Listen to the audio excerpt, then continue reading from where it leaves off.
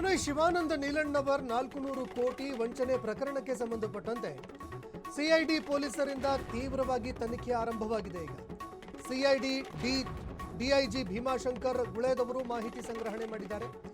ತನಿಖೆ ಅಖಾಡಕ್ಕೆ ಇಳಿದಂತಹ ಡಾಕ್ಟರ್ ಭೀಮಾಶಂಕರ್ ಗುಳೇದವರು ಸಾಕಷ್ಟು ಮಾಹಿತಿಗಳನ್ನು ಕಲೆ ಹಾಕಿದ್ದಾರೆ. ಬೆಂಗಳೂರಿನಿಂದ ಬೆಳಗಾವಿಗೆ ಭೀಮಾಶಂಕರ್ ಗುಳೇದವರು ಬಂದಿದ್ದಾರೆ. ಈಗ ಜಿಲ್ಲಾಡಳಿತದಿಂದ ಮಾಹಿತಿಗಳನ್ನು ಪಡೆಯಲಿದ್ದಾರೆ. ಏನಿದೆ ಮಾಹಿತಿಗಳನ್ನು ಪಡ್ಕೊಂಡು ಪ್ರಕರಣದ ಬಗ್ಗೆ ಮಾಹಿತಿಗಳನ್ನು ಕಲೆ ಹಾಕಿ ಸಿಐಡಿ ಅಧಿಕಾರಿಗಳು ತನಿಖೆ ಮುಂದುವರಿಸಲಿದ್ದಾರೆ. ಇನ್ನು ಡಾಕ್ಟರ್ ಭೀಮಾಶಂಕರ್ ಗುಳೇದವರು ಬೆಳಗಾವಿಗೆ ಆಗಮಿಸಿದ್ದಾರೆ ಅನ್ನೋ ಮಾಹಿತಿಗಳು ಲಭ್ಯವಾಗ್ತಾ ಇದೆ. ಬೆಳಗಾವಿಗೆ ಆಗಮಿಸಿ ನಂತರದಲ್ಲಿ ಜಿಲ್ಲಾಧಿಕಾರಿಗಳಿಂದ ಮಾಹಿತಿಯನ್ನು ಪಡೆದುಕೊಳ್ಳಲಿದ್ದಾರೆ. ಈ ಪ್ರಕರಣದಲ್ಲಿ ಈವರೆಗೆ ಪಡೆದುಕೊಂಡಿರುವಂತಹ ಪ್ರಾಥಮಿಕ ಮಾಹಿತಿಗಳು, ಪ್ರಾಥಮಿಕ ತನಿಖೆಯ ಮಾಹಿತಿಗಳನ್ನು ಪಡೆದುಕೊಂಡು ಮುಂದೆ ಯಾವ ರೀತಿಯಾಗಿ ತನಿಖೆ ಕೈಗೊಳ್ಳಬೇಕು ಅನ್ನುವಂತಹ ವಿಚಾರಕ್ಕೆ ಸಂಬಂಧಪಟ್ಟಂತೆ ಸಿಐಡಿ ಅಧಿಕಾರಿಗಳು ನಿರ್ಧಾರ ಮಾಡಲಿದ್ದಾರೆ. ಇನ್ನು ಇದು ಬಹುಕೋಟಿ ಹಗರಣ ಆಗಿರುವಂಥದ್ರಿಂದಾಗಿ ಒಂದು ಕ್ಷಣ ಇಡೀ ರಾಜ್ಯವೇ ಬೆಚ್ಚಿ ಬಿದ್ದಿತ್ತು. ಯಾವಾಗ ಈತ 15,000 ಬಂದೂಕುಗಳು ಇದ್ದಾವೆ ಅನ್ನೋ ಒಂದು ವಿಚಾರವನ್ನು ಮಾತನಾಡ್ದ ಎಲ್ಲರೂ ಕೂಡ ಒಂದು ಕ್ಷಣ ಬೆಚ್ಚಿ ಬಿದ್ದಿದ್ರು.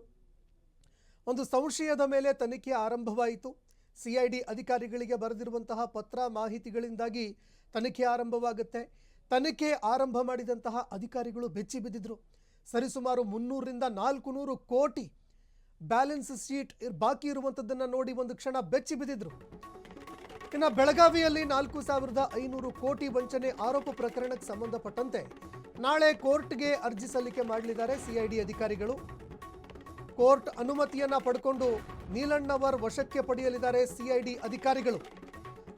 ಶಿವಂ ಅಸೋಸಿಯೇಟ್ನಿಂದ ಹಣ ಹೂಡಿಕೆ ಜಾಲಾಡಿದ್ದಾರೆ ಸಿಐಡಿ ಅಧಿಕಾರಿಗಳು.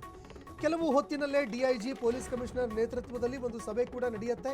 ಪೊಲೀಸ್ ಕಮಿಷನರ್ ಕಚೇರಿಯಲ್ಲಿ ಮಹತ್ವದ ಸಭೆಯನ್ನು ಹಮ್ಮಿಕೊಳ್ಳಲಾಗ್ತಾ ಇದೆ. ಇನ್ನು ನಾಳೆ ಹೈಕೋರ್ಟ್ಗೆ ನೀಲಣ್ಣವರ್ ಪರ ವಕೀಲರು ಅರ್ಜಿ ಕೂಡ ಸಲ್ಲಿಕೆ ಮಾಡಲಿದ್ದಾರೆ. ಎಫ್ಐಆರ್ ರದ್ದು ಮಾಡಬೇಕು ಅಂತ ಹೈಕೋರ್ಟ್ಗೆ ಅರ್ಜಿ ಸಲ್ಲಿಸೋದಕ್ಕೆ ಸಕಲ ಸಿದ್ಧತೆಯನ್ನು ಮಾಡಿಕೊಳ್ತಾ ಇದ್ದಾರೆ. ಈ ಎಫ್ಐಆರ್ ಏನು ಮಾಡಿದ್ದಾರೆ ಅಧಿಕಾರಿಗಳು, ಅದನ್ನೇ ರದ್ದು ಮಾಡಬೇಕು ಅಂತ ಹೈಕೋರ್ಟ್ ಮೆಟ್ಟಿಲಿರೋದಕ್ಕೆ ಒಂದೆಡೆ ವಕೀಲರು ಕೂಡ ಸಿದ್ಧರಾಗ್ತಾ ಇದ್ದಾರೆ. ಶಿವಂ ಅಸೋಸಿಯೇಟ್ ಪರವಾಗಿ ಅರ್ಜಿ ಸಲ್ಲಿಕೆ ಮಾಡೋದಕ್ಕೆ ಮುಂದಾಗ್ತಾ ಇದ್ದಾರೆ. ನೀಲಣ್ಣವರ ಪರವಾಗಿ ಈ ಅರ್ಜಿ ನಾಳೆ ಸಲ್ಲಿಕೆ ಆಗುತ್ತೆ ಅನ್ನೋ ಮಾತುಗಳು ಕೇಳಿಬರ್ತಾ ಇದ್ರೆ, ಮತ್ತೊಂದು ಕಡೆ ಕೋರ್ಟ್ಗೆ ಅರ್ಜಿ ಸಲ್ಲಿಕೆ ಮಾಡಿ ಸಿಐಡಿ ಅಧಿಕಾರಿಗಳು ಕೋರ್ಟ್ನಿಂದ ಅನುಮತಿಯನ್ನು ಪಡ್ಕೊಂಡು ನೀಲಣ್ಣವರನ್ನ ವಶಕ್ಕೆ ಪಡ್ಕೊಂಡು ತನಿಖೆ ಮಾಡೋದಕ್ಕೆ ಮುಂದಾಗ್ತಾ ಇದ್ದಾರೆ ಅನ್ನೋ ಮಾತುಗಳು ಕೇಳಿಬರ್ತಾ ಇದೆ. ನಮ್ಮ ಕಸ್ಟಡಿಗೆ ನೀಡಬೇಕು, ವಶಕ್ಕೆ ಕೊಡಬೇಕು, ನಾವು ಹಲವಾರು ವಿಚಾರಗಳಿಗೆ ಸಂಬಂಧಪಟ್ಟಂತೆ ಆತನನ್ನು ವಿಚಾರಣೆಗೆ ಒಳಪಡಿಸಬೇಕಾಗಿದ್ದೆ, ಆತನನ್ನು ವಿಚಾರಣೆಗೆ ಒಳಪಡಿಸಬೇಕು, ಹೀಗಾಗಿ ನಮಗೆ ಅದಕ್ಕೆ ಅವಕಾಶ ಮಾಡಿಕೊಡ್ಬೇಕು ಅಂತ ಕೋರ್ಟ್ ಪರ್ಮಿಷನ್ ಪಡ್ಕೊಂಡು ಆತನನ್ನು ವಶಕ್ಕೆ ಪಡೆದುಕೊಂಡು ತನಿಖೆ ಮಾಡೋ ಸಾಧ್ಯತೆ ಇದೆ.